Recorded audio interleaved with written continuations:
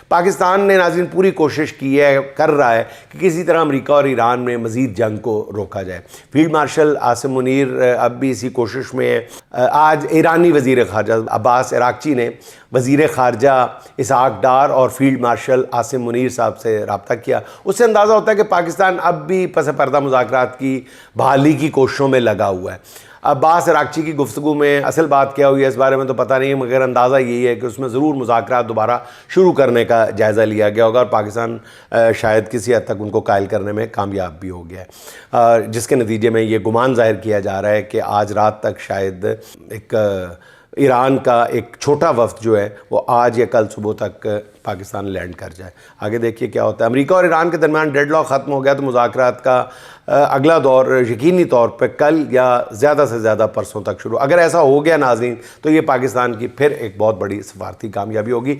दूसरी तरफ सदर ट्रंप का